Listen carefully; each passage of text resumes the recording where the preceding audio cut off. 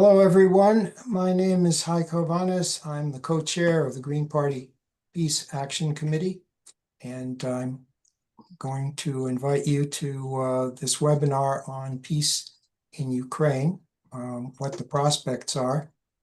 As we speak, negotiators are scrambling back and forth, trying to hammer out an agreement. And depending on who you believe, it's just around the corner or it may never be attained and everything will continue. So we're going to listen to experts on a panel with a broad range of knowledge and experience on this topic and hope that we can enlighten everyone as to the state of these troubled events. The war in Ukraine is the biggest armed conflict in Europe since World War II. It's claimed hundreds of thousands of casualties. Dozens of cities and towns have been reduced to rubble, and the international community has been helpless to stop this struggle, largely because of the great power involvement. So everyone is eager to see it come to an end, and with the hopeful signs of negotiations, we may see that outcome. So I'm going to introduce our first speaker, Nicholas Davies. He's an independent journalist and a researcher with Code Pink. He's published an authoritative book on the subject, War in Ukraine, Making Sense of a Senseless Conflict. I hope we can make some more sense of it tonight. So go ahead, Nicholas, and Okay, well, I'll certainly try. And tell us more. sure, others have a lot to contribute to, and yeah, we'll try and make sense of it. So Medea and I wrote our book, War in Ukraine, Making Sense of a Senseless Conflict, in 2022, soon after the Russian invasion. And we've now written a revised and updated edition that covers 3 years of war and the current prospects for peace, which should be out and available to everybody sometime in June. While the US and NATO leaders cast Russia as the bad guy, the aggressor, and themselves as the good guy, Medea and I always rejected the notion that Russia's guilt for the invasion absolves the US and its allies of responsibility for their own substantial roles in this crisis. On the contrary, Western governments, especially the US, bear huge responsibility, first for expanding NATO and unnecessarily reviving their Cold War against Russia, and then for backing a coup in 2014 that caused the disintegration of Ukraine, and then for cynically blocking the neutrality agreement between Russia and Ukraine in March 2022 in favor of a long, open-ended war to weaken Russia, for which they were ready to sacrifice an entire generation of Ukrainians and not a single American or NATO soldier. After promising Gorbachev that NATO would not expand 1 inch beyond the borders of a united Germany, NATO quickly expanded right up to Russia's borders, even as American diplomats and former Cold Warriors called that a policy error of historic proportions and the beginning of a new Cold War with Russia. There are links to 4 documents on all that in the welcome email, which you can read later if you haven't already. When Bush invited Ukraine to join NATO in 2008, William Burns, who was the US ambassador in Moscow, more recently the CIA director, warned that this could lead to a civil war in Ukraine that would force Russia to decide whether to intervene, which Burns called a decision Russia does not want to have to face. If you think about that, he didn't say it would give Russia a pretext it was looking for to intervene in Ukraine. He said that was a decision Russia did not want to have to face. So then Viktor Yanukovych was elected president of Ukraine in 2010, promising neutrality between East and West. US interventions in Ukrainian politics ran into the billions of dollars, stoking a geographic divide between Ukrainian nationalists in the West and Russian speakers in the East and the South. In 2012, the neo-Nazi Svoboda Party won more than 10% of the popular vote in a parliamentary election. The European Union condemned this and implored other opposition parties not to work with Svoboda. But only a year later, both the US and the EU supported Svoboda as it and other neo-Nazi groups led the violent uprising to overthrow Yanukovych. In a Gallup poll after the coup, only 53% of Ukrainians recognized this new government as the legitimate government of Ukraine, and the country came apart at the seams. Crimea voted to rejoin Russia, while Donetsk and Luhansk in the eastern Donbass region voted to secede and form independent people's republics after right sector neo-Nazis had massacred 42 anti-coup protesters in a fiery inferno in the trades union building in Odessa. The post-coup government recruited new, new National Guards to reconquer Donetsk and Luhansk by force. They included the neo-Nazi-led Azov Battalion, which recaptured Mariupol from the rebels. The civil war killed at least 14,000 people, but the Minsk II agreement in February 2015 brought a fragile ceasefire, which was monitored until 2022 by 1,400 ceasefire monitors and staff from the OSCE, which is the Organization for Security and Cooperation in Europe. In the Minsk agreement, Ukraine agreed to grant Donetsk and Luhansk autonomy and self-government within Ukraine in order to keep them as part of the country. But Ukraine failed to follow through on those changes. President Zelensky won election in 2019 with a 70% majority by promising to honor the Minsk II Accord and to make peace with the separatists in the East. But without US and Western support, and facing obstruction and death threats from the neo-Nazis, Zelensky quickly abandoned his peace plan. Now, as soon as Minsk II was signed in 2015, US and NATO forces established a training base at Yaroviv in western Ukraine, where they trained tens of thousands of Ukrainian military and National Guard troops. French and German leaders have since admitted that they never expected Ukraine to fulfill its part of the Minsk II Accord, but they were instead counting on NATO military training to bring Ukraine's forces up to NATO standards so that they can militarily defeat the rebels. After the Russian invasion in February 22, the Russians and Ukrainians quickly negotiated the framework for a new neutrality agreement in which Ukraine agreed to give up its ambition to join NATO, and Russia agreed to withdraw.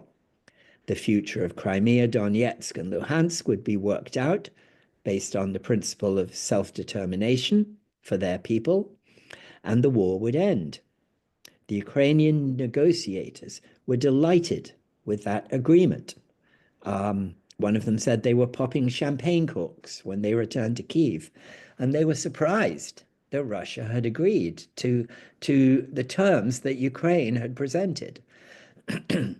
But then British Prime Minister Boris Johnson flew to Kyiv and told Zelensky to stop talking to the Russians and concentrate on defeating them, and that the UK was, quote, in it for the long run and would not be party to any agreement with Russia.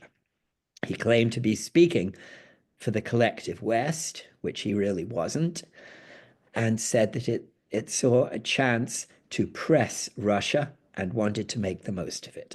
This was echoed by US Defense Secretary Austin, who said the goal of the war was now to weaken Russia. The US rejected every peace initiative for the next 3 years. After a successful Ukrainian counteroffensive that fall, as Russian forces withdrew from Kherson in the south, NATO military leaders supported negotiations. US General Mark Milley told the Economic Club of New York that the war had become a war of attrition, like the First World War, and that Ukraine should seize the chance for peace talks. But Biden vetoed that again. I don't want to. What I need to do. Ukraine's failed counteroffensive in the summer of 2023 exposed the hopelessness of its predicament. Russia was producing 5 times as many artillery shells as the US, NATO, and Ukraine combined in a war where artillery was really the most deadly and decisive weapon. The West knowingly risked nuclear war by sending Western tanks and long-range US missiles into Russia, but Russia steadily gained ground in eastern Ukraine, destroying each new wave of Ukrainian troops and Western weapons. Ukraine's shortage of manpower is really more of a hopeless problem than its lack of weapons. Draft resistance is growing, notably in Russian-speaking Odessa. Fighting age men keep fleeing the country, and there are no experienced or fully trained replacements for troops who've miraculously survived months or years on end on the front lines. Trump's peacemaking was urgently needed and making progress until the Black Sea ceasefire blocked by Europe's refusal to give Russia's agricultural export bank access to the SWIFT international wire transfer system. This seems to be Europe's way of demanding a seat at the table. It is tragic and a measure of America's strategic failure that peacemaking in Ukraine has been left to Donald Trump. But that is where we are.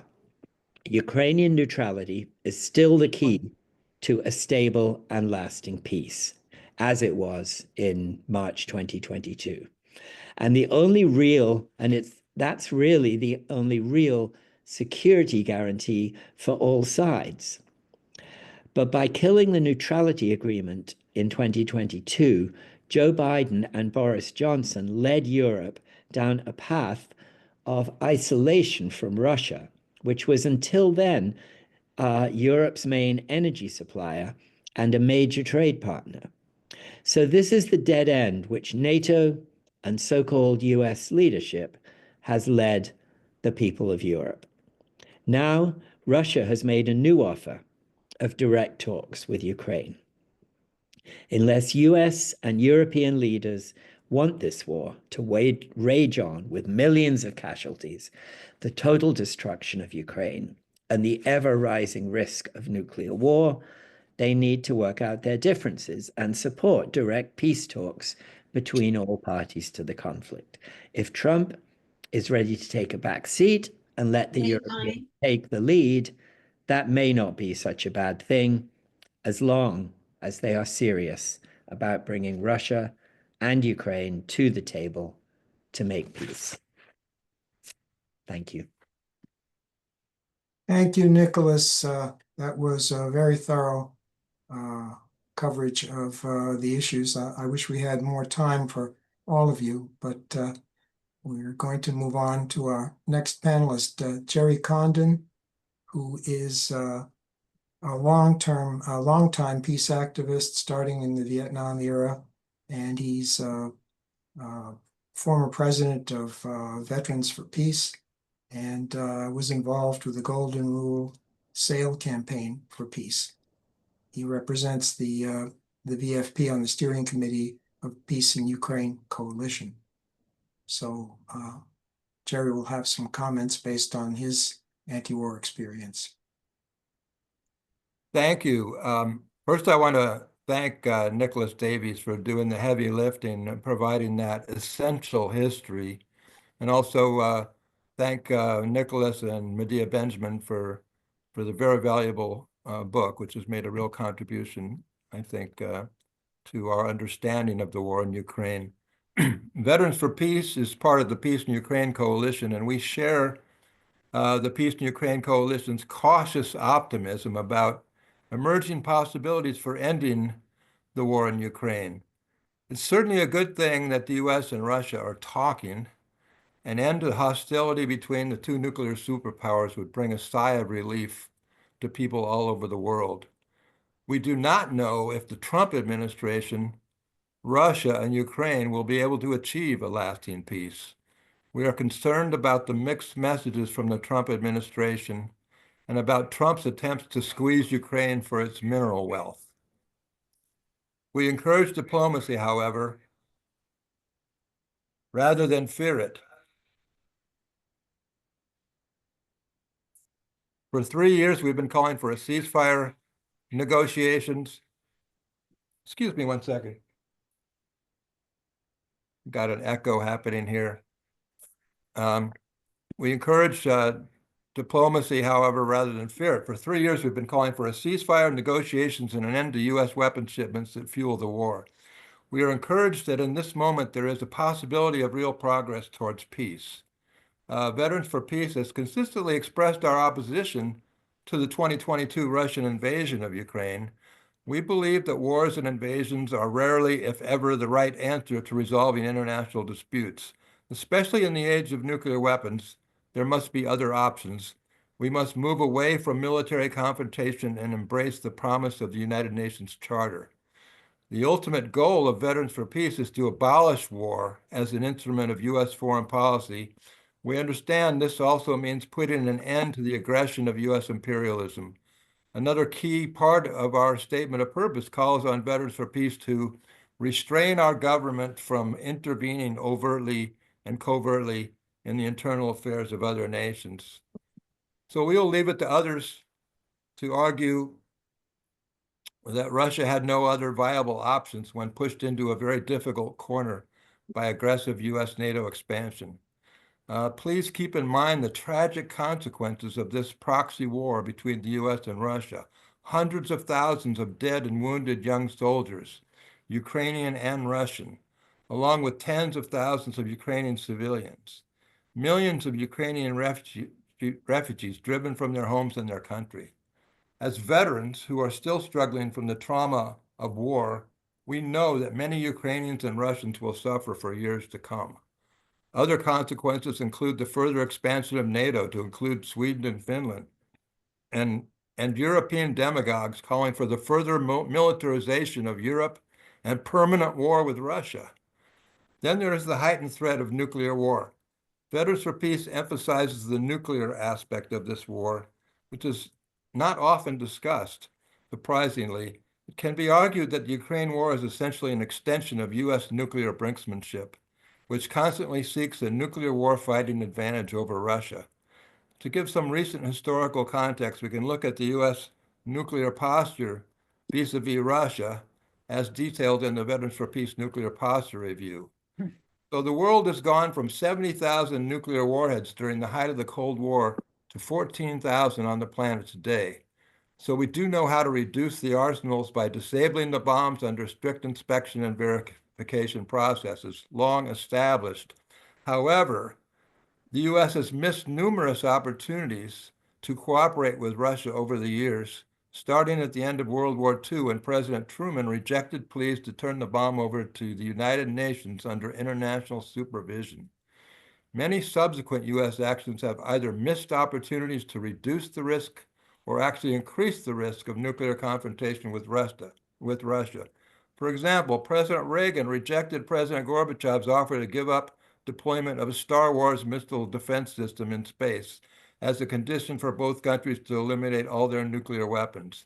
President Clinton refused President Putin's offer to cut our massive nuclear arsenals to 1,500 bombs each and to call on all other nuclear armed states to negotiate the elimination of all nuclear weapons in exchange for the U.S. not placing missile sites in Romania. President George Bush, W. Bush, walked out of the 1972 anti-ballistic missile treaty and put a missile base in Romania. President Trump placed another missile base in Poland. President Bush in 2008 and President Obama in 2014 blocked any discussion of Russian and Chinese proposals for a space weapons ban. President Obama rejected President Putin's offer to negotiate a treaty to ban cyber war. President Trump pulled the U.S. out of the Intermediate Range Nuclear Forces Treaty. And from President Clinton through Presidents Biden and Trump, the U.S. has never ratified the 1992 Comprehensive Test Ban Treaty, while Russia has ratified it. So what was the message to Russia when the U.S. unilaterally withdrew from vital hard-won arms control treaties and beefed up their nuclear arsenal in Europe? There's only one possible conclusion: that the U.S. is aggressively seeking the ability to launch a devastating first-strike nuclear attack against Russia. After already placing ABM systems in Poland and Romania, the U.S. was now planning to place NATO forces, including nuclear weapon systems, in Ukraine. And anti-ballistic missile systems are not just defensive weapons. They are a key component of the sword and shield first strike strategy. They are also dual use and can be used to launch offensive nuclear weapons. President Putin, to his credit, repeatedly asked the U.S., including the Biden administration, to avoid such a confrontation and to begin negotiations for a new security architecture for all of Europe. Biden stubbornly refused and continued to push U.S. NATO expansion. So whether or not one believes that the Russian invasion was justified, that it was the best or only option, it is absurd to claim that it was unprovoked. It was actually provocation on steroids. The war in Ukraine has pitted the two nuclear superpowers against one another, with President Putin frequently reminding the West that Russia's nuclear posture allows the use of nuclear weapons in response to existential threats, included by conventional forces. Nonetheless, the Biden administration continued to escalate, recklessly crossing one Russian red line after another, even helping to fire missiles into Russia. I guess they were counting on Putin, whom they variously describe as a crazed dictator and a power-hungry madman, to be the adult in the room who would not light the fuse for a nuclear war. Well, thankfully, he is not. In conclusion, I would only say that Veterans for Peace very much wants to see peace in Ukraine, the sooner the better, and we encourage good faith diplomacy to achieve an end to the killing. An initial ceasefire, a halt to the death and destruction, would be a hopeful step in the right direction. However, the root causes must be addressed, and the root causes must be reversed. A durable peace that recognizes the legitimate security concerns of both Ukraine and Russia will prevent this or a similar war from reigniting in the future. Peace in Ukraine will also require the re-implementation of vital nuclear treaties, a movement toward the total abolition of nuclear weapons. We call on the U.S., Russia, and the European nations to sign on to the UN Treaty on the Prohibition of Nuclear Weapons and to begin good faith negotiations to abolish nuclear weapons once and for all. Thank you. Thanks very much, Jerry. Our next speaker is Dave Mullinex, a member of GPAX, a longtime Green. He's been actively involved in community organizing and marching for peace and civil rights for 60 years, all the way back to the Vietnam era. And I think we're going to hear some comments on the divisions that exist in the anti-war movement today over Ukraine. And I hope he'll shed some light on that. Go ahead, Dave. Thank you, Haig and GPAX for this actually great meeting, great informative meeting. And thank everyone for coming. So many people don't want to know what's really going on, or they want to come and just poke holes in what they don't believe in. Like I said, I've been involved in the peace movement for some 60 years. And I got to say, this the CIA propaganda campaign on the U.S. proxy war in Ukraine is one of the most effective political propaganda campaigns in history in the world. Joseph Goebbels would be incredibly impressed on how successful this has been. The vast majority of Americans believe all the bullshit. They believe exactly what the government's telling them, the CIA is telling them, the Biden administration is telling them. And it's like they've forgotten that the U.S. has lied us into just about every war. And the war in between the United States and Mexico. The United States moved troops into Mexico, which started that war. And because Mexico responded to being invaded, and that started the Mexican-American War. The same thing in the Philippine War and the Spanish-American War. The U.S. lied about the ship being sunk, and which started that war. The Vietnam War, we were lied into that war about the Gulf of Tonkin attack that never happened. We were lied into the Iraq War with weapons of mass destruction that never existed. You would think after a while that Americans would catch on to the fact that they're lying them into wars. Every war that we've ever been involved in practically we've been lied into. And the fact that Americans accept hook, line, and sinker the obvious lies about this war is incredible. Um, I I was kind of surprised myself. I've been organizing for 60 years, and some of my dearest friends who've been involved in the peace movement for all this time are also buying this hook, line, and sinker. Now, one of the reasons this has been so successful is that this is kind of an ongoing or long project for the government. There are projects that go from president to president that keep moving forward. The expansion of Ukraine, I'm sorry, the expansion of NATO was one of those projects. And so it started, several presidents back. Obama took up the mantle, and he was the one who orchestrated the coup, but he balked at sending weapons to the Nazis that overthrew the government. And then along came Donald Trump, and then he actually sent weapons, but he balked at the idea of expanding NATO. He didn't want to expand NATO. The war in Ukraine was supposed to be Hillary Clinton's war. And but Hillary Clinton didn't get elected, and so Donald Trump did. So that delayed the war starting in 2022. That is so the can I say the CIA had 8 years come up with incredible propaganda campaign that to convince people that innocent Ukraine was invaded illegally and unprovoked by Russia. That's how we got into this war. Putin just woke up one day with the toothache, been in a bad mood, and decided to invade Ukraine. People should think about this and consider that. I'm just wondering why a lot of people our age, a lot of people here with gray and white hair, are buying into this. Didn't we all live through the lies of the Vietnam War? Didn't we all live through the lies of the Iraq War? So there's been a split now within the peace movement and within, well, I'm going to call it the peace movement, within the left and within the Green Party. Although for the Green Party, it's a very minor, tiny little group of people who seem to have don't get or don't learn from experience. But nationally, there's also a split within the I call it anti-war movement and within the left.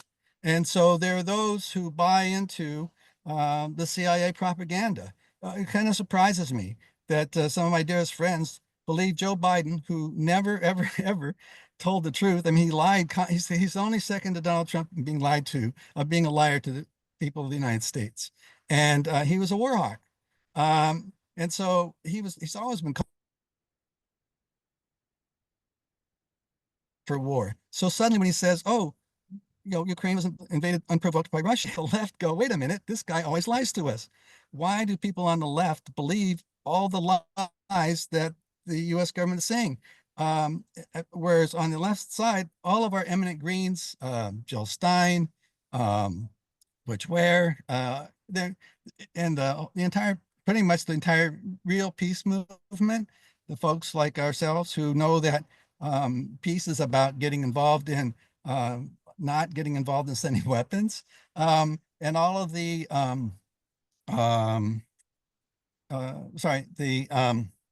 whistleblowers, who've been whistleblowing forever, and eminent reporters who have also been telling over and over again that all of that is a lie, that the real truth is, just as we had earlier, that's the real reality. And I call that the Howard Zink People's History of the Ukraine War. And I want to thank our presenter for that information, for Howard Zinn, I'm sorry, because that's the real war. So it's been a battle within different peace groups. I knew immediately that this was not true, but I've watched slowly as people are beginning to see that the reality is that the CIA propaganda is not true, and that the reality is with the presentation that we just heard, that is the real history.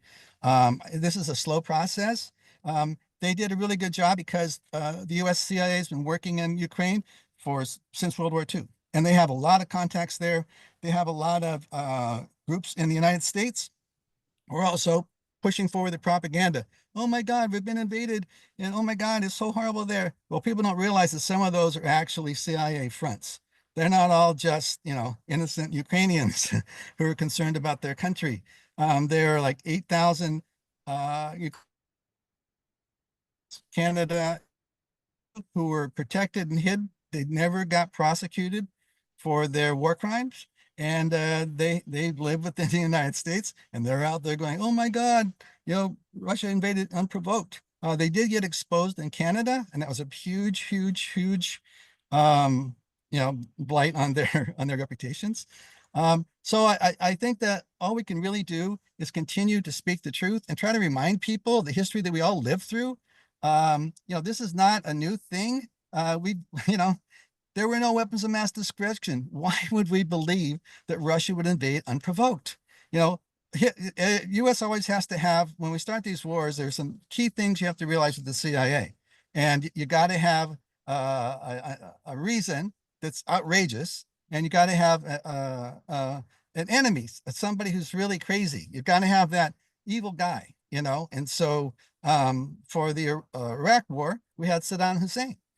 For the Afghan war, we had Osama bin Laden. You got to have this crazy guy who's going to do something terrible. So Putin was the guy. And so he is the one that we're supposed to be afraid of. He's going to take over the world. Every one of these so-called crazy guys are considered to be Hitlerite. And so how many Hitlers can there be in the world? This is very extreme. So there's fear that help people be concerned. And then just the folks who were really pushing this, oh, it's terrible what's going on to us in Ukraine. Now, that's really true. People were suffering, but there's a lot of propaganda behind that to forget about the thousands of innocent ethnic Russian Ukrainians who've been killed also in this war. So it isn't just a one-sided war. It is a war. And in war, everyone gets killed. I hope I haven't gone over my time. I thank you so much for having this event, and I really appreciate it. Thanks very much, Dave. All right, our next speaker is going to present through a recording. Ryan Swan, a member of GPAX, is a doctoral student in Germany, and he's very close to the political situation there. He submitted a recording, which I'm going to play for you now once I share my screen. And he'll talk about the political outlook in Europe regarding peace in Ukraine. So bear with me while I get this recording going.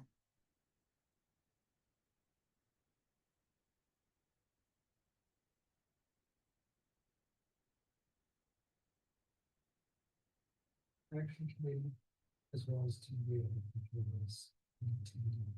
this webinar in my residence in Bonn, Germany.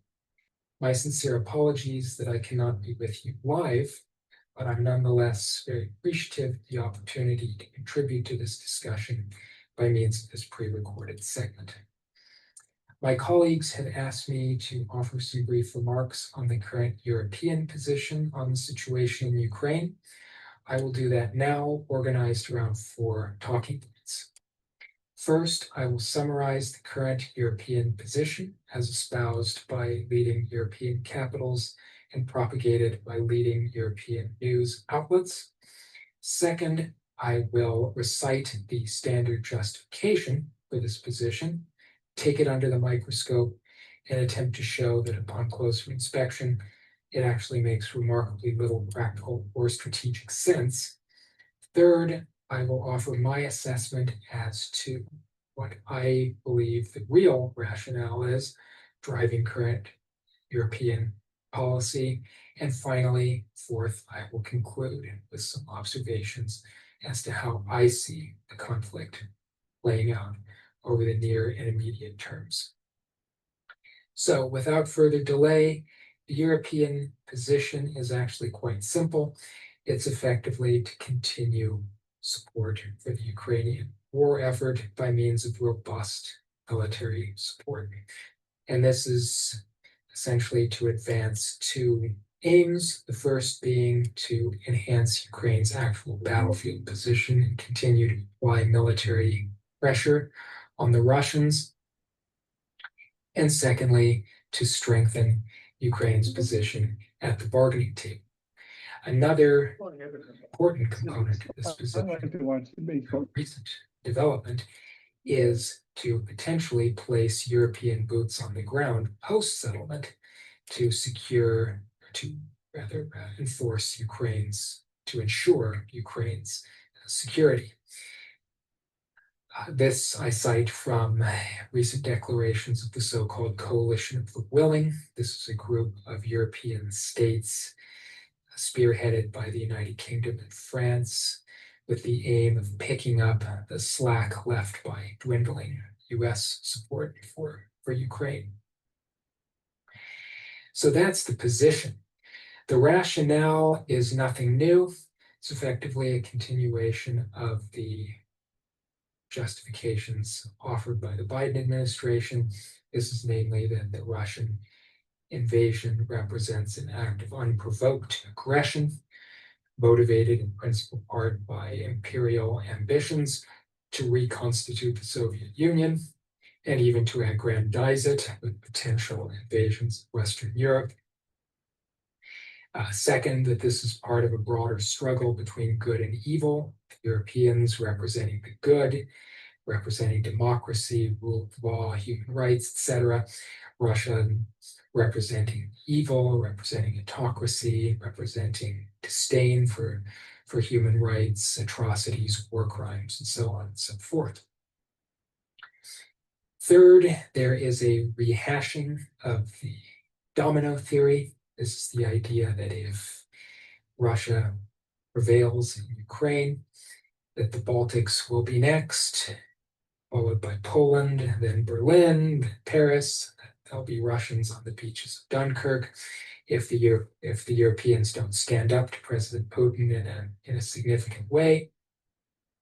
And finally, that the embrace of any agreement, any settlement between Ukraine and Russia that reflects Russian interests and demands is tantamount to appeasement, and that appeasement is a recipe for encouraging additional aggression and effectively rewarding violations of international principles.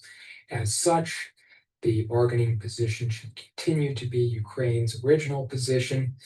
This is restoration of the 1991 Ukrainian borders, and even that Russia should be required to pay reparations.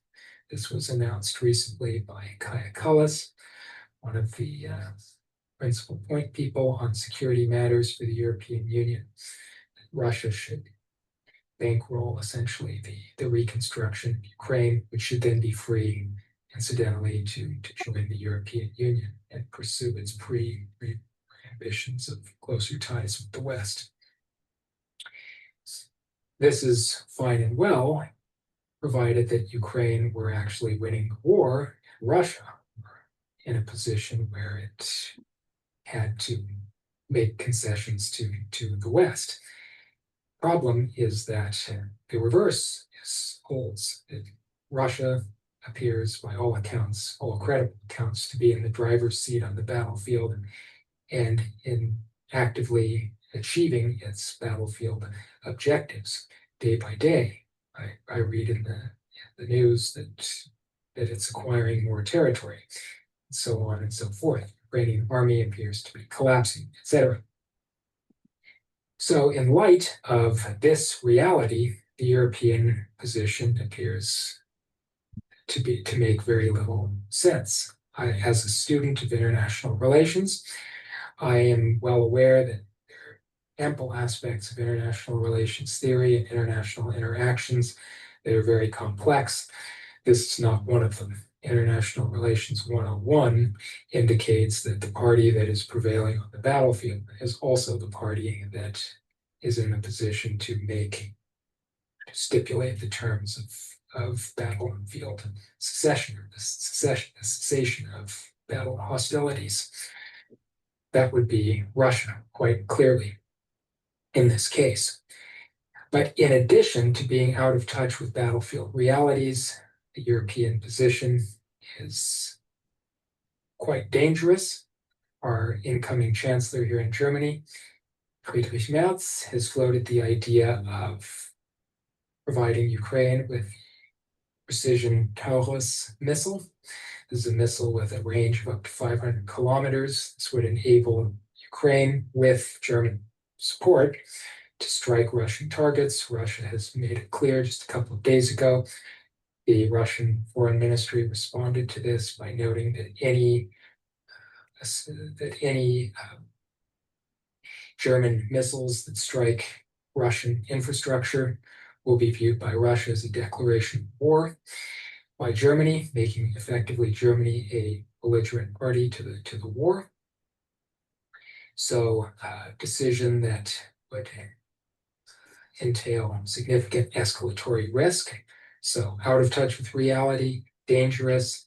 Also should be noted, and I can speak to this based firsthand experience as a resident of Germany, that the position that the Europeans have pursued over the course of the war have been materially destructive to the standard of living and to the economy of Western Europe. In Germany, for instance, German industries that were once the motor of the German economy that was powerful in Western Europe are now in a process of deindustrializing. This is evidenced by recent OECD reports that prognosticate continued economic stagnation here in Germany, and provide slightly less grim, but similarly unattractive predictions for Western Europe. All this is to say it's quite clear that the sanctions that the Europeans wholeheartedly imposed on Russia have boomeranged, struck Germany in the first instance, but also Western Europe more broadly. So self-destructive policies that are materially, tangibly diminishing the quality of life for German and European inhabitants. And finally, I would suggest that it's what I call a Santa Claus policy. If the Europeans were unable to impact battlefield outcomes with robust support during the Biden years, I think it's highly unlikely that they'll be able to do so without robust US support. So the policy does not make strategic or practical sense. This begs the question, what is the real rationale? What's really driving this ship? And here I think there are three principal reasons. The first is simply saving face. European leaders are heavily invested in, at the very least, avoiding an overt catastrophic defeat in Ukraine. They've invested significant national treasure in the war effort, and have also pursued policies, as I just enumerated, that have negatively impacted, that have had deleterious consequences for their own populations, their own national well-being. So they are loath to now acknowledge that they've made a mistake, or that the policies that they've pushed so wholeheartedly have failed, and suffer the attendant adverse political consequences. So that's reason one. Reason two, there are interest groups at play that benefit from status quo policy, most notably the European analog to the American military-industrial complex. This collection of actors is pushing for a kind of military Keynesianism here in Europe, namely heavy investment in national rearmament in addition to continued military support for Ukraine to advance profit motives. I can say, for instance, to call out one specific actor in Germany, Rheinmetall, one of the largest German arms manufacturers, has profited enormously over the past 3 years and promises to do so, continue to do so, if Germany implements this policy of heavy rearmament. And thirdly, and I think perhaps most significantly, I think there's a deep-seated fear in Europe of what I suspect will prove to be a nasty collective action problem, which the US has to date solved. I mean by this is Europe is often considered in Europe, or rather in the United States, to be a unitary actor. In fact, it's anything but. It's a collection of states that actually have a long history of hostility toward one another, and today have very divergent interests in diverse areas, such as economic policy and security policy. And getting those actors to agree, very difficult. The reason they have been able to thus far is the United States. The technical term is providing hegemonic stability. This is the hegemon dictates policies in exchange for providing benefits to those that obey its dictates. Germany is a perfect example. Germany, by virtue of not having to focus on defense the past 30 years, has been able to invest heavily in productive industries, grow its economy. Similar conditions hold for other European countries, but that's come at a price, quid pro quo, the quid pro quo being that the Europeans take orders from Washington on international security matters. But now, as the United States withdraws from Europe and transitions its focus to Asia, a course upon which it appears dead set, Europe is going to be increasingly forced to make its own decisions, and these are going to be difficult decisions that necessitate a high degree of cooperation. And to make that easier, to facilitate that process, they are inflating the Russian threat. And the reason they're doing this is that if they can force themselves and their populations to believe that Russia poses an imminent threat, this will force them to put aside differences and to make collective decisions on security matters. Problem is, I don't suspect they will succeed in forcing themselves to believe that Russia actually provides such an imminent threat. It's quite clear as an objective observer that Russia provides no threat whatsoever. I would go so far as to say for Western Europe, and that Western European leaders know this, and that the collective action problem will persist. So finally, how do I see the conflict playing out moving forward? Unfortunately, much like my prognostication for Europe, my prognostication for Ukraine is very bleak. I think the conflict will continue in the near term, and I think this for two principal reasons. The first being, as I've already enumerated, the Ukrainians and the Europeans appear unwilling to accept demands that Russia will require in order to conclude a peace agreement. I would note as a kicker that the United States also, despite, I think, inclinations toward the ends of accepting Russian demands, has thus far not done so. I think this is as a result of deep divisions within the US government and the US foreign policy establishment as to how to proceed. I do believe President Trump is willing, would be willing to make the necessary concessions, but I think his ability to actually implement, to actually act on this inclination is inhibited by other members of government, other powerful forces that be in the US foreign policy establishment. So this is reason one. I just don't think that the US and the Europeans are ready and willing to make the necessary concessions in order to conclude an agreement. Secondly, I don't think Russia has any incentive to make any concessions of its own in light of its battlefield success and in light of its current position of strength.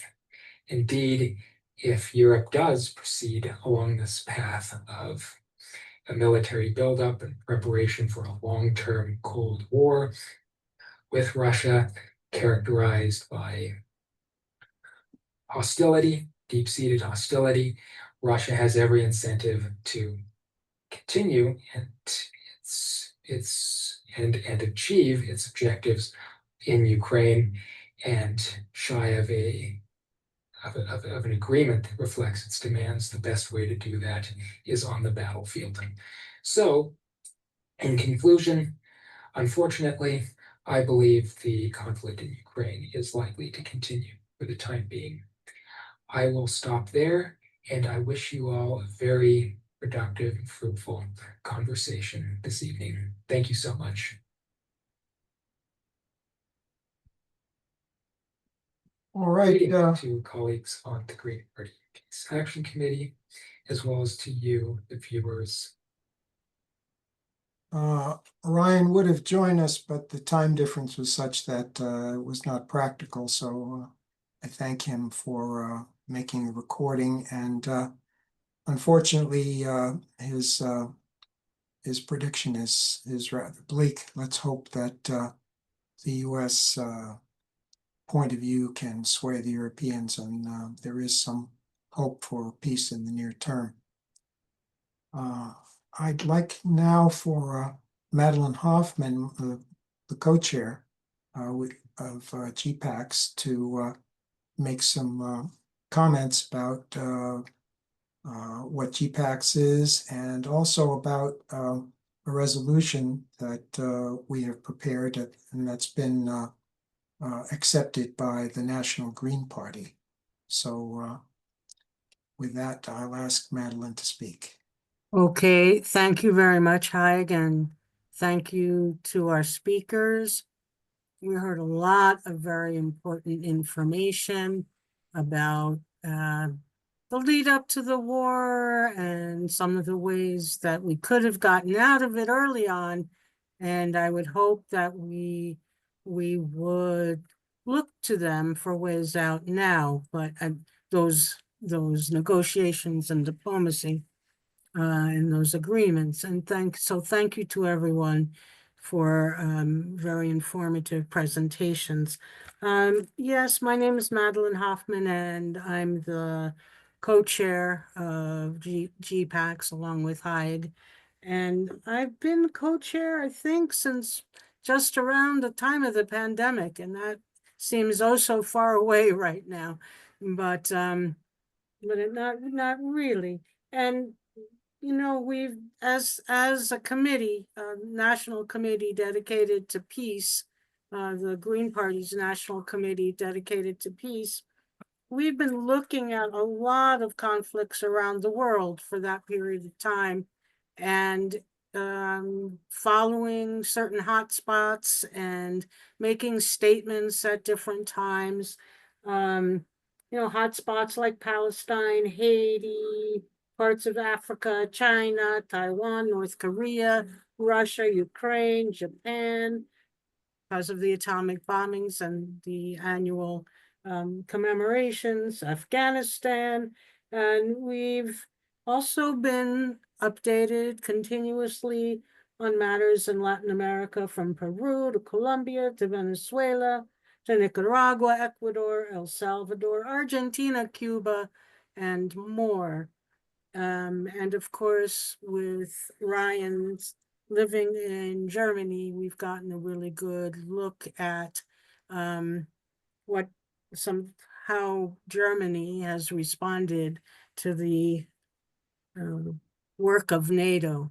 And, you know, one of the things that's impressed me about GPAX since the beginning is that we make connections between what US stated interests are and what we have seen as real interests of the US. And we've done that through looking at history. We've researched the history. We've shared the history. We've stood at rallies and in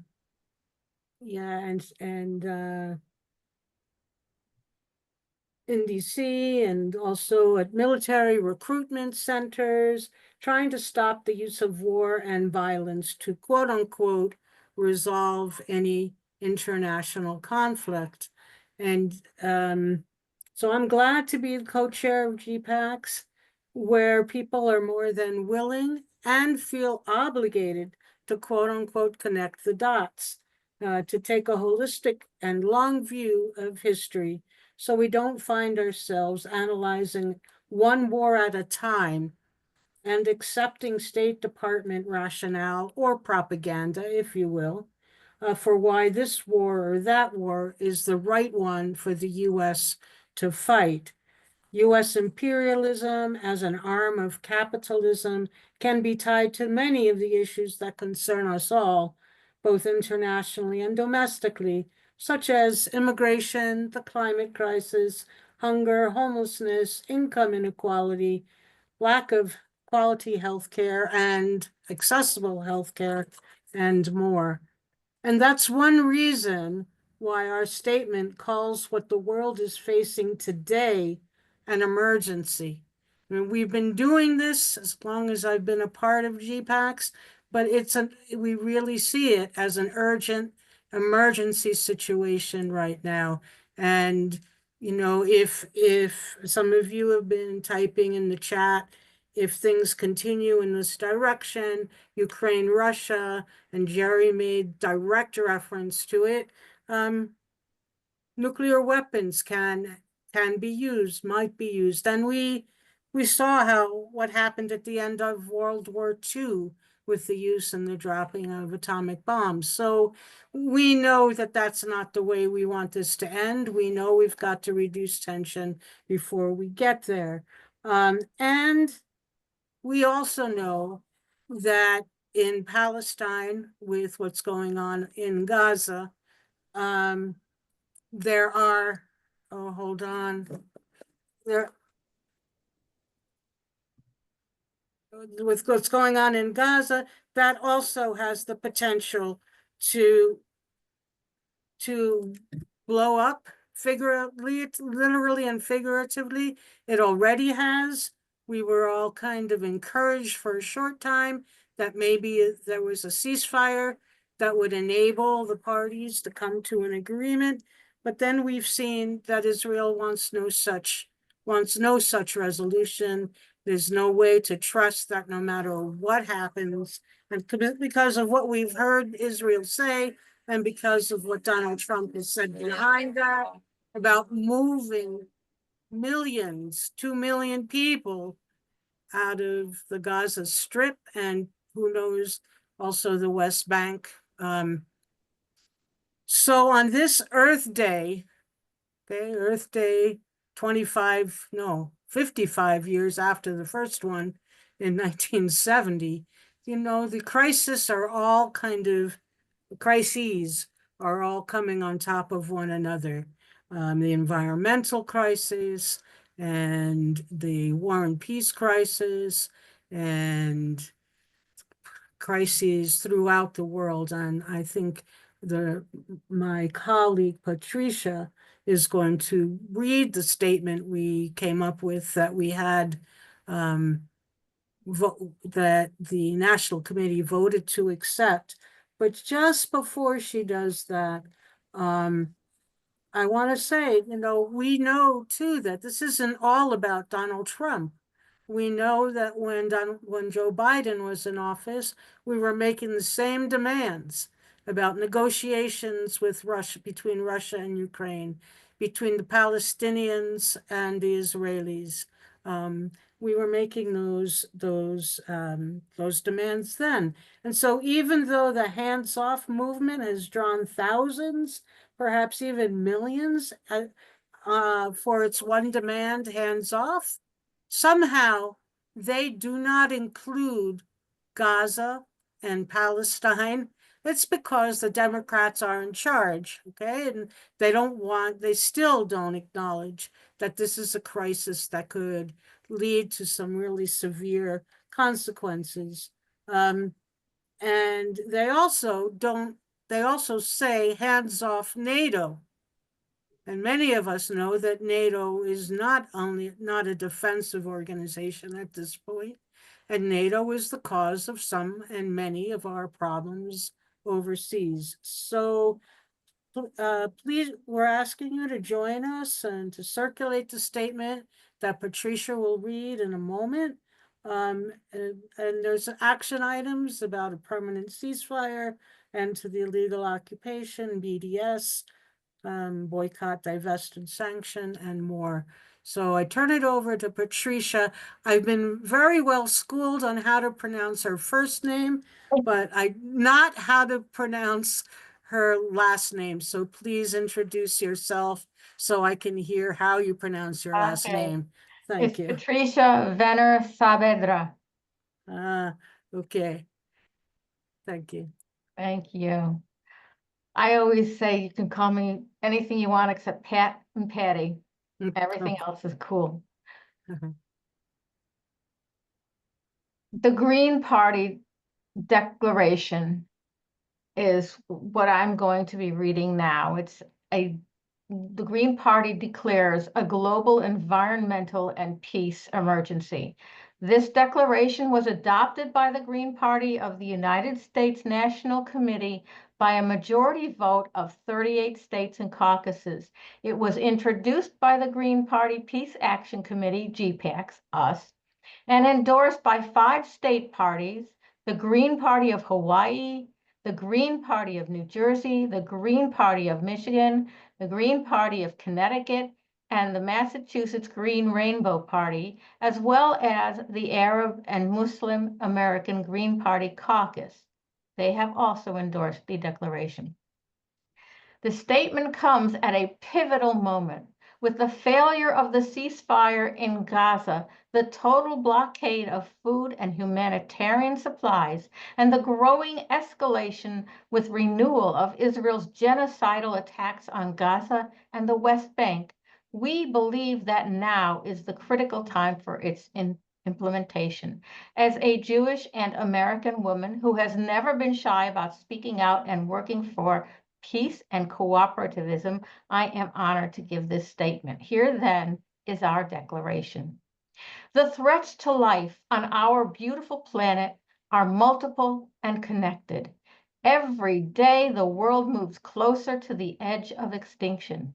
Wildfires, floods, droughts, and heat waves threaten every corner of the planet as the climate crisis spins out of control.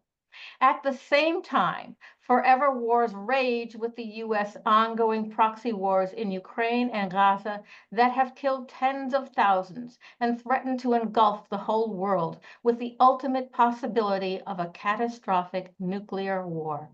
The change of administrations in the United States, which signals a move from a 20th century covert imperialism to its historically traditional overt form, may prove to be an even greater threat. The focal point for these concerns continues to be Gaza and the West Bank in occupied Palestine. Despite a fragile ceasefire at the time of this writing, the U.S. and Israel continue to create an ever more dangerous international emergency in pursuit of a greater Israel. The humanitarian situation in Gaza continues to be dire, with the only proposed solution being the ethnic cleansing of 2 million people and the creation of an Israeli Riviera. This genocide has not been about Israel's security, but in fact threatens the safety of Israelis, and it has been a violation of international humanitarian law and a grave injustice to the Palestinian people. In pursuit of Israel's goals, thousands of Lebanese have died, and hundreds of locations in Syria have been bombed by the U.S. and by Israel with U.S.-supplied munitions. Since September 2024, both the U.S. and Israel have taken deliberate steps to isolate Iran and its allies in the region. A war with Iran would be disastrous for us all. A recent poll indicated that some 75% of the global population wants an end to the genocide in Gaza and the continued US-supported Israeli violence in the region. The world now sees the violence that has been part of Israel's settler colonialist project since 1948. The U.S. must show it cares more about the people living in the U.S. and the safety and security of the rest of the world than supporting Israel's agenda in the Middle East. Now, several countries face the threat by the Trump administration of being absorbed into the U.S. empire, a goal which can only be realized through military force. All this violence increases the risk of a wider war and ultimately a nuclear war, and should put the whole world on alert. The situation is critical and potentially explosive, literally and figuratively. The Green Party U.S. Peace Action Committee, GPAX, calls again for a permanent ceasefire in Gaza, Palestine, that continues after the release of hostages and prisoners and prohibits Israel's incursions into the West Bank and calls for an end to the Israeli occupation. GPAX calls for the declaration of a global emergency. More needs to be done to protect the population of Gaza and the West Bank by ending incursions, sieges, and forced starvation, and returning control of their lands to the Palestinian people. GPAX calls for a real ceasefire in Lebanon, not one that gives the U.S. more power to intervene in the country and region. We also call for an end to U.S. and Israeli presence in Syria, to return sovereignty to the Syrian people. The U.S., Turkey, and Israel need to get out of the way so that the Syrian people, together with a rejuvenated UN, can work to guarantee that all peoples in Syria are respected. The Green Party joins hands in solidarity with the thousands of students who have been threatened for standing up for justice. We call for everyone to get involved in their local peace movement in whatever ways they can. Building on past efforts, the Green Party will make a major effort to work with other progressives and radicals in building the ongoing events and actions, including support for the BDS, Boycott, Divest, and Sanction movement. Our main goal is to build a bigger and more massive peace movement in order to challenge and stop U.S. imperialism. GPAX also calls for resistance to the Trump government's bellicose policies and those that attack constitutionally guaranteed freedoms. We do this understanding perfectly well that the Democrats laid the groundwork for this moment. The Green Party should thus join in building multi-issue coalitions from the grassroots, uniting the many struggles while linking them to the peace issue. GPAX will work to increase our involvement with other key national peace groups, Jewish Voice for Peace, Veterans for Peace, UNAC, and so forth, along with state Green parties and other like-minded organizations. We can work to develop these connections. GPAX urges the peace movement to unite in support of the Palestinians, as well as to end the war in Ukraine and the threats to Iran and China. There are too many places where people are facing forced starvation and ongoing violence, including the Congo, Sudan, Haiti, Cuba, South and Central America, where U.S. interference is causing tremendous hardship for the people. It is well past time for the world to rely on diplomacy and negotiations instead of continued violence and war. The people demand it, and the earth demands it. Thank you. Thank you very much for that eloquent reading, Patricia. I hope it falls on receptive ears and that we can go forward in the face of all of these terrible events. All right, we would now like to entertain some questions from attendees. I think they've been coming into the chat, and I think our panel is well equipped to address them. So let's see.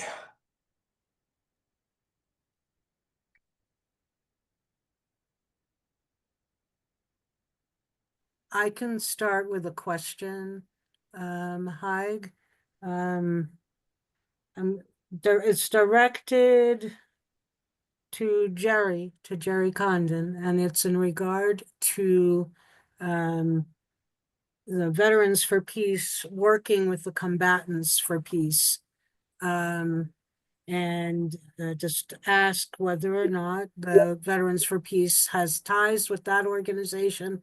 And while we're talking about that, what other groups does Veterans for Peace work with in coalition? How can you help build how are you working to build coalitions?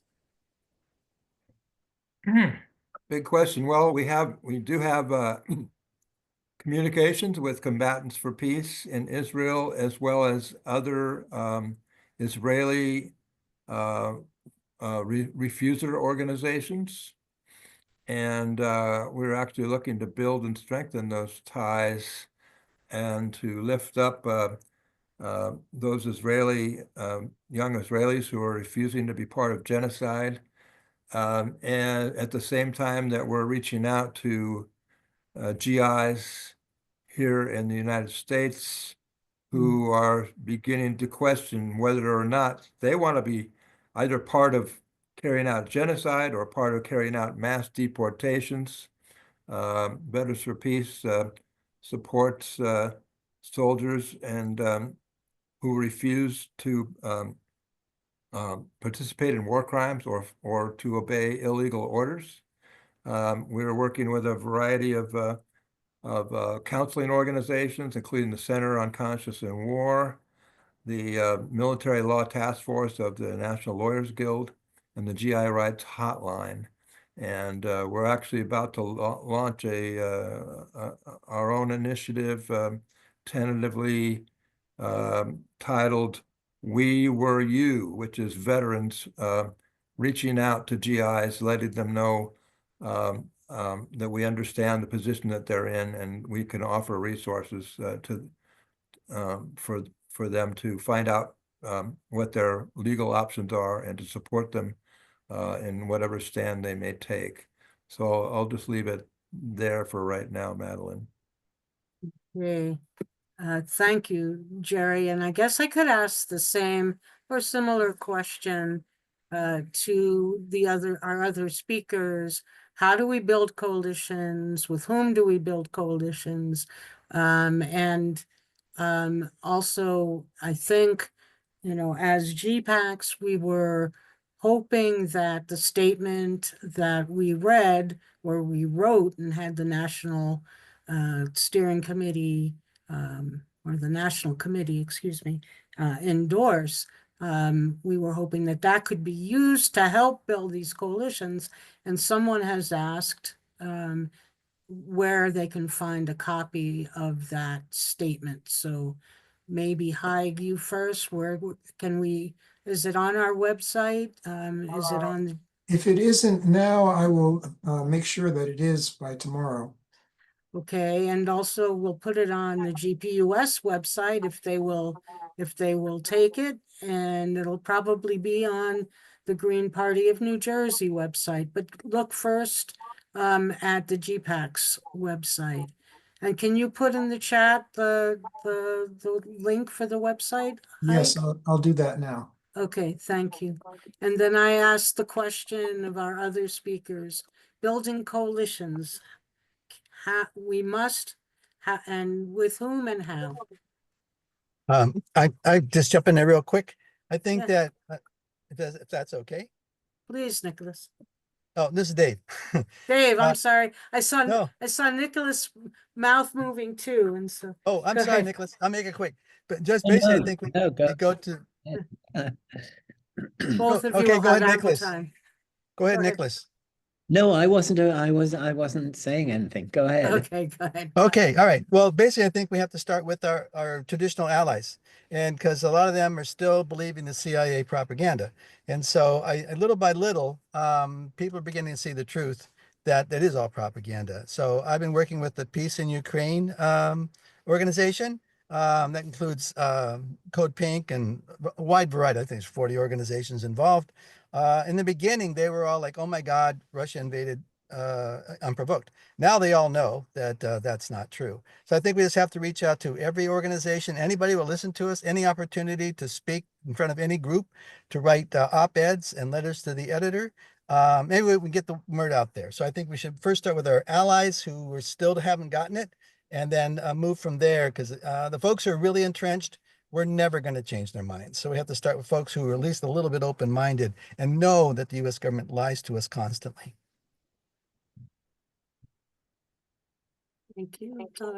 Is there anyone else, any other speaker who would like to respond to that?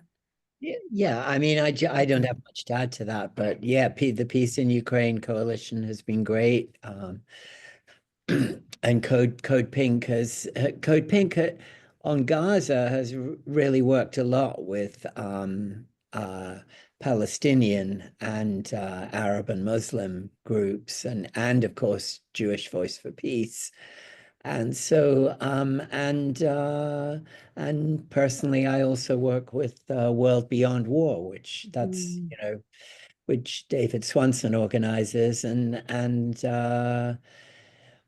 yeah, I think it's always a challenge, and Medea and I talk about this with our writing too, just sort of how to reach, beyond the choir and really, you know, and I think what you guys are doing with the Green Party is fantastic, because you obviously have a lot of people who come to the Green Party based on other issues and other concerns, particularly environmental and climate. And yeah, kudos to GPAX for educating the rest of the Green Party on these issues. Thank you. I do see another question here. Hi, do you have one you'd want to ask? Or should I take this one from Susan in the chat? Well, maybe later or now, I would ask each of the panelists to give their current guess as to the prospects for peace in the near future. Oh. Okay, well, let me take this question then. And then there might be another one or two. This one was from Susan Lamont. Does anyone really believe that Trump cares about the people of Ukraine? As I see it, he wants quote unquote peace so that he will be free to plunder Ukraine. Am I missing something? I think I think he also and this is what he and Rubio said as they sort of threatened or dangled the prospect that they might actually, move on. Uh, and I think the thing is that the Republican Party has always been more focused on China. And the Democrats too, really. I mean, who came up with the pivot to Asia? Between the two of them, they now have about half of all US forces overseas deployed in a sort of huge semicircle around China. And that is bipartisan. That's evolved through all of them. But I think when Trump says, hundreds of people are getting killed every day and this is dreadful and we have to stop it, I think the fact that these are white people and that they are mostly soldiers being killed, and this is a contrast with Palestine that is rarely remarked, but and I think it also, it shows us something about what's going on in Ukraine. The fact that um, very early in the war, um, there was a sort of huge leak from the Defense Intelligence Agency to William Arkin, formerly of the Washington Post, now writing for Newsweek, in which they basically explained that their assessment at that point, and this was only a couple of months into the war, was that Russia is not deliberately targeting civilians.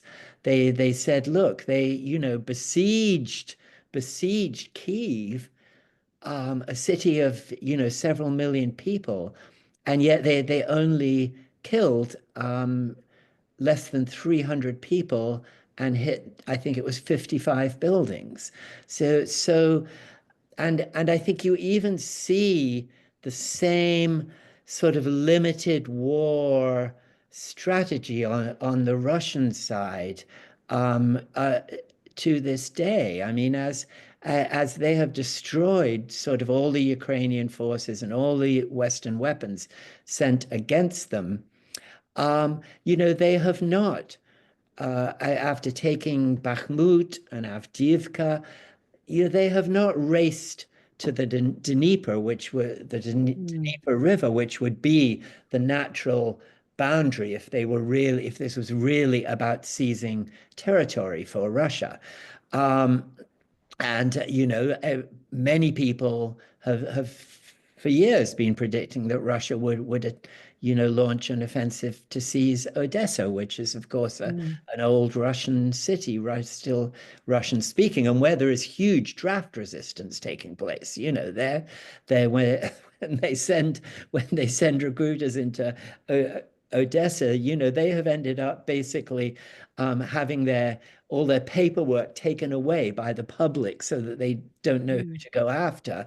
And people, when they've loaded people into vans to take them away, the public have stopped them and surrounded the vans and liberated the draftees. And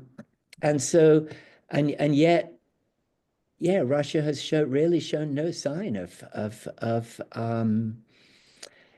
capitalizing on the fact that they are, quote unquote, winning the war to escalate it and sort of deliver any sort of knockout blow to the Ukrainian government. So I think, I think honestly the Russian government does want to get to the negotiating table. I think the problem really, all along has been from the Western side that, the whole goal from the US and NATO, was to sort of provoke Russia into something like this. And yet, as I mean, listening to Ryan, you really can't see a path to any sort of victory for the West. I mean, what they are on a path towards right now is a direct fighting war between NATO and Russia. And they keep pushing the limit on that. They push it and they push it and they push it. Today, they were talking about a naval blockade of Russia, a NATO naval blockade of Russia. I mean, I mean, how did that work with Cuba? The missile. Or I mean, yes, so I mean, and I guess to me, in a sense, the prospect for peace really rests on the fact that the West has no strategy except just to drag this out in the hope that they sort of catch a break and don't start a nuclear war. And this is just absolutely, morally, intellectually, militarily bankrupt. So, that's where I think we are. Well, thank you for that response. I'm gonna try to put two or three together. Dave has had his hand up and then Jerry. But there's a couple more questions related to what Nicholas just said that I'll put on the table, and then I think we should probably wrap up, right? Is that your, Yeah, but if I may, I'd just like to yeah, no, reinforce a point that Nicholas made. okay, okay. Every time there's collateral damage in a Russian missile strike, just a couple days ago, the Russians got intelligence that there was a military awards ceremony being held, and they dropped a missile on the hotel or restaurant where that was occurring in order to kill the military personnel. And a dozen civilians on the outside were injured as well. And this was represented as a mass casualty attack on innocent civilians in Kiev. And the magnifying lens of the media is so powerful that it can equate the death of a dozen civilians, unintended civilians in Ukraine, with the systematic destruction of Gaza and the killing of tens of thousands of mostly women and children. And it's all due to the enormous distorting power of modern media. Yeah. So there's a question here that I think relates to the whole issue that we've been talking about for the last 15 minutes or more. What difference this is from Pete, what difference does it make if Russia was provoked or unprovoked? All powers look for pretenses for the self-interested actions. Why should anyone feel the need to take one side over the other? They're opposing capitalist countries. And I would add into that the whole idea of Putin's puppet, people still being called Putin's puppet for taking a position that the war should just end through diplomacy and negotiations. And with that, I'll turn it over to Dave and then to Jerry. And Jerry, you can make the announcement that you put in the chat as well. Okay. Okay, go ahead, Dave. Yeah, I think that's the issue here. We're just because we are saying that Russia was provoked doesn't mean we're on Russia's side. Doesn't mean that we agree that Russia should invade it. We are for peace, and I've been in the peace movement for 60 some years. And the only side that we should be taking is a side of peace. That both sides have their issues. Both sides have reasons to fight. As soon as we take a side, then we start defending. And even if maybe we started out on the right side, that side can turn bad any moment because war is horrible. So I just would say that we should be on the side of peace and not on the side, which we're not on the side of Russia. We're just on the side of ending this war. And it will end when Russia gets what it wants. They're going to keep fighting if they don't get assurances that Ukraine won't be part of NATO and get assurances that their borders won't be threatened by the U.S. empire. Thank you. You guys have been great. Thank you, Dave. And Jerry, you're next. You all are great here. Yeah, well, I think it's great that we're having this discussion today. It's very timely, of course, with the negotiations such as they are going on, and there's still some hope that they might achieve some progress. I think the prospects for a victory by the U.S. and NATO are nil, but on the other hand, they refuse to lose. And the same goes for Zelensky in Ukraine. And so it does actually raise the prospect for still a larger and wider and more dangerous, even a nuclear war, as Nicholas and others have said. So I think it's important that that the peace movement puts Ukraine back on clearly on our agenda. I know the Peace in Ukraine Coalition has basically most people in the peace movement have rightfully been focusing on Gaza, which is, I think, the central unifying concern for the world today.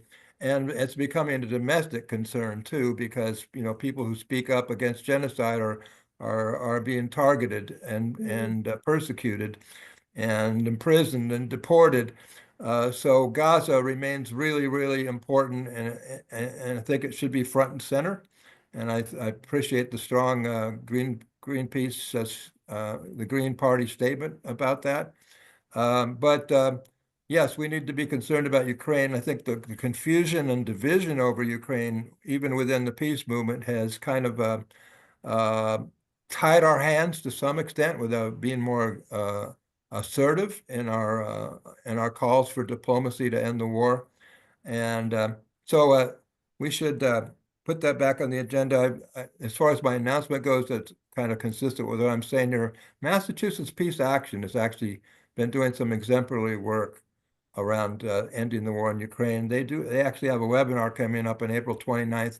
But more than that, they have a local Massachusetts state based campaign to press all their politicians there and all the political leaders to support diplomacy. And we have to, we have the additional burden of nobody trusting anything that Trump's up to. So we kind of have to avoid the trap of appearing to support Trump in any way. But his halting efforts at securing a peace in Ukraine are arguably the only good thing that he may be trying to do. But I think the peace movement needs to push for real diplomacy based on mutual respect and a peace agreement that works for all of Europe. And of course, as several of us have said, we also need to support the treaty for the prohibition of nuclear weapons.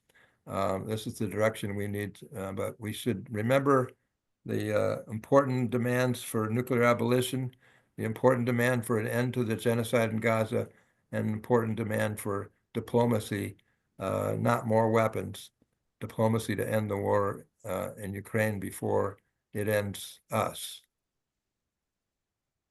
Yeah, and I think Jerry, you articulated what it seems people are saying here.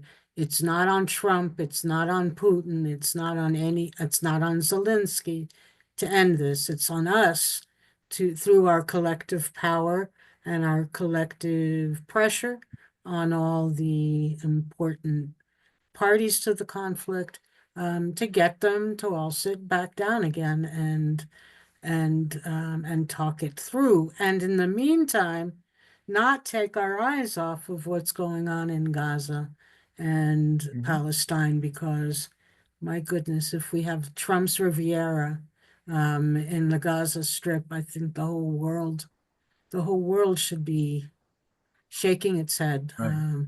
and so And also, yeah. we have to remember that the majority of the American people they want the genocide to end, and a smaller but significant majority of the American people want the war in Ukraine to end. So, we arguably have the people on our side here, and we just need to mobilize that more than we have, and to bring it to a conclusion as soon as possible. And I see one more question here, and then and that is the Iran issue.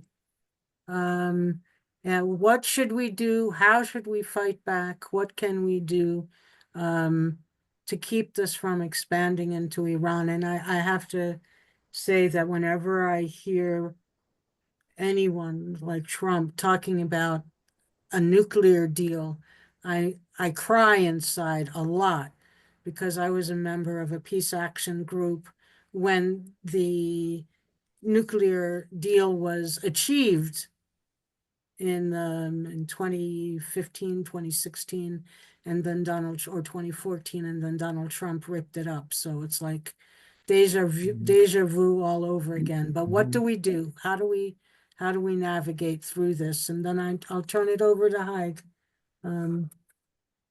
Well, I just wrote a blog post for another site on war with Iran, so it's fresh in my mind. I think the most practical thing to do is just to explain in detail the enormous, terrible consequences of launching such a war, because Iran is much bigger than any target of U.S. aggression in the last 20 years. It's several times the size, it's 4 times the size of Iraq and triple the population. It's got a huge mountain range on its western border, which would be terrain like Afghanistan. It would take at least 500,000 troops to even hope to occupy the country and defeat its forces on the ground. That would entail returning their draft to the United States. And these are the things that need to be spelled out. The notion that you could just conduct a bombing campaign and then Iran would throw up its hands and depose the government is an absurdity. The bombing campaign would simply reinforce patriotism and loyalty to the government. Also, Iran has been watching the devastation of adjacent countries by the US for a couple decades, and it is ready. It has massive reserves. It has caches of arms all over the country. They are ready and waiting. They don't welcome a war, but it will be a bitter conflict inflicting substantial casualties on the United States. And the economic consequences would be tremendous. Well, the Straits of Hormuz could be blocked, and if even for a couple of weeks or a month, it would double the price of oil on world markets, crash the economy worldwide, and then even a defeated Iran would be an enormous burden. Iran would also do their best to destroy the oil exporting facilities of the Gulf states, who presumably would assist the US. So the Saudi oil would be cut off, the Gulf Emirates oil would be cut off. It would just be an incredible catastrophe. And the US military knows all of this, but the neocons are so well entrenched in Trump's circle that their magical thinking waves all of this away. Their approach to a military setback is to simply apply more military force. And because they have no grasp of the reality of the limits of US military power, they keep on pressing. So I think the best thing citizens can do is just repeat these unhappy facts to their friends and spread the notion that this is possibly the worst decision that the US could make in the current circumstances. And the mischief of the Netanyahu regime is that they want to drag the US in. They know that if Iran, even in a limited retaliatory strike against Israel, may kill some US forces, and they are hoping that that first blood would draw in the full participation of the United States. And it just might work. But I'm hoping that some sanity prevails in Washington, because every indicator of the outcome is negative. If you look at it militarily, economically, geographically, any sane person would say this is utter folly to undertake. Okay. Any comments from Yeah. Nicholas or Jerry? Not to mention morally and legally, Yeah. it'd be a total disaster. The initial reports on the talks between the Trump administration and the Iranian government are cautiously optimistic. They made some progress. They're going to keep talking. And Trump supposedly rejected Netanyahu's invitation to have a joint U.S.-Israeli attack on Iran in May. So those are positive indicators, but it could easily reverse all too easily. So I think it's important that we, while we're calling for an end to the genocide, obviously we don't want to see a wider war in the Middle East. We have to call for the U.S. to stop bombing Yemen and for no war against Iran. Yes. Yeah, I would point out that the US Navy with a massive presence has not been able to open the Red Sea shipping routes. And Iran has a hell of a lot more missiles than Yemen. And their ability to close the Strait of Hormuz is fairly realistic. Maybe not indefinitely, but for several months. And that would be long enough to really wreck the world economy. Nicholas, do you have closing words? Well, I would just say that, again, and with these questions about Trump's motivation, and I think also his short attention span comes in here too. And I think that it seems that he would like to resolve the conflicts in the Middle East and in Ukraine with a goal to really, applying his and the full force of US military and economic power against China. And so I mean, he must realize, and his military advisors must be telling him, the kind of things that Haig just said. I mean, once they start a war with Iran, forget about being able to fight China at the same time. I mean, or even to, I mean, the US is really in such a weak position. I mean, this is a declining imperial power that simply cannot fight all these wars without really just putting the nails in its own coffin as a wealthy, successful imperial power. I mean, it takes a long time for empires to die, and I mean the really the sort of issue we have all been confronting now since the end of the Cold War is just, can the world get through this transition of power from, a US dominated world to a multipolar world without going through the kind of wars that it took to kill off the British Empire. In other words, two world wars, which, I mean, which we simply cannot, we simply cannot afford any of that. I mean, with the climate change hanging over us, nuclear war hanging over us, we have to somehow get through this transition of global power without another world war. Amen. Well, Yeah, you're sending chills up and down my spine with that one. We can't leave, what is that? Those who don't study history are doomed to repeat it. And let's hope we do not. Go ahead, Haig, sorry. well, I want to thank all the panelists and attendees. I think we've had a very thorough discussion of this difficult topic, and I hope that it's something we can refer to in the past as a terrible and unnecessary struggle. But right now, it's anybody's guess how much longer the world and the people of Ukraine are going to suffer.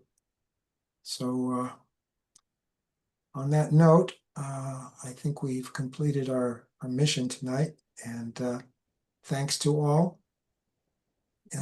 GPAX is eager to welcome new members. Those of you who have decided to become a bit more active can contact us, and we welcome observers. If you're green, you can become a voting member. So it's a place for like-minded people if you're in wishing to serve the cause of peace. And Haig, can we make sure to save the chat? Because Yes. there are lots of important comments, helpful comments, and we can send out the recording of this. Yes, once it's available, I'll put it online and then send out a link to the people who registered. So Okay, and like I said, if we can save the chat, that Yes, would be really helpful. Okay, I think it's time to sign off for tonight. Thanks to everyone thank, again for Thanks, everybody. a very. thank you. Keep on waging peace. Yeah, Thank you, everybody. thank you Bye. all. Good night.